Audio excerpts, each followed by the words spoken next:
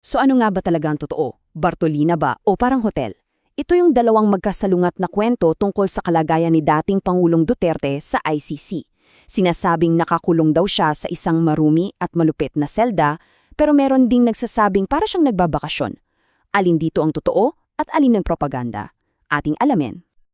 Tingnan nyo to, sa kaliwa, ang naratibo ay isang taong malungkot, nag-iisa sa maruming kulungan at may mga senyales na raw ng demensya. Pero sa kanan, ayon sa record, para daw siyang nasa hotel, masaya pa raw at kinagigiliwan ng lahat. Ang layo, di ba? Paanong nangyari to? Simulan nating imayin ang dalawang versyon na to. Okay, unahin muna natin yung kwentong puno ng drama at emosyon. Ito yung naratibo ng pagdurusa na malakas na isinusulong ng kanyang mga kaalyado sa politika. At isa sa mga pinakamalakas na boses sa likod ng kwentong ito ay si Senador Robin Padilla. Paulit-ulit niyang sinasabi na si Duterte daw ay nasa isang Bartolina. Alam niyo, yung pagpili sa salitang Bartolina, hindi yan basta-basta. Sobrang bigat ng kahulugan yan para sa ating mga Pilipino. Automatic, ang imahe sa isip natin ay isang napakasikip at napakaruming kulungan. So malinaw na sinadya ang paggamit ng salitang yan para mag-trigger ng awa at galit. At dahil na sa mga kwentong ito na siya'y nasa Bartolina, nag-iisa at humihina na ang isip, humantong ito sa isang formal na resolusyon sa Senado. Isang humanitarian request daw na pauwiin na lang siya at dito na lang ikulong sa bahay. Ngayon, lipat naman tayo sa kabilang panig ng kwento.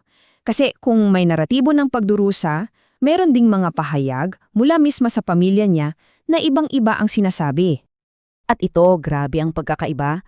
Mula mismo raw kay Duterte, ayon sa kanyang anak ni Sara, ang sinabi niya ay, para akong nasa hotel except hindi ako makalabas. Napakalayo sa imahe ng isang Bartolina, di ba? At hindi lang si Sara. Ang buong pamilya niya mula sa dati niyang asawa hanggang sa kanyang apo, iisa ang sinasabi, komportable siya, okay siya, masigla pa nga raw at regular ang dalaw. So direkta itong sumasalungat sa ideya na siya'y pinapabayaan at nag-iisa. Para mas malinaw, ang opisyal na record ay nagsasabing nasa isang hospital facility siya, hindi sa isang ordinaryong selda. Ibig sabihin, may mga doktor at nurse na regular na tumitingin sa kanya.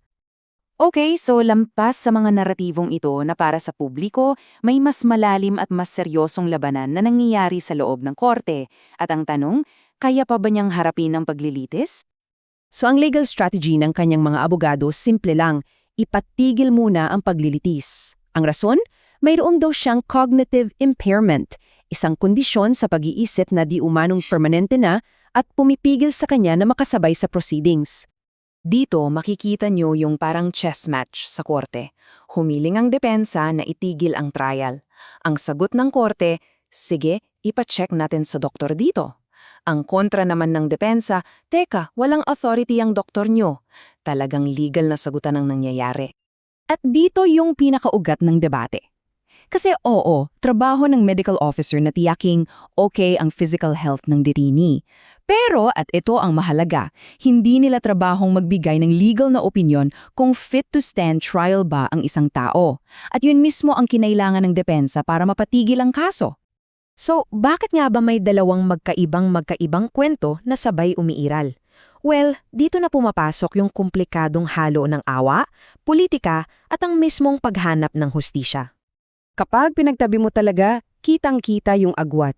Sa isang banda, puro Bartolina at nag-iisa. Sa kabila naman, parang hotel at regular na may bisita. Malinaw na merong political theater na nagaganap at meron ding official na record. At dito natin makikita yung estratehiya. Ang layunin ng Bartolina narrative ay para baguhin ang usapan.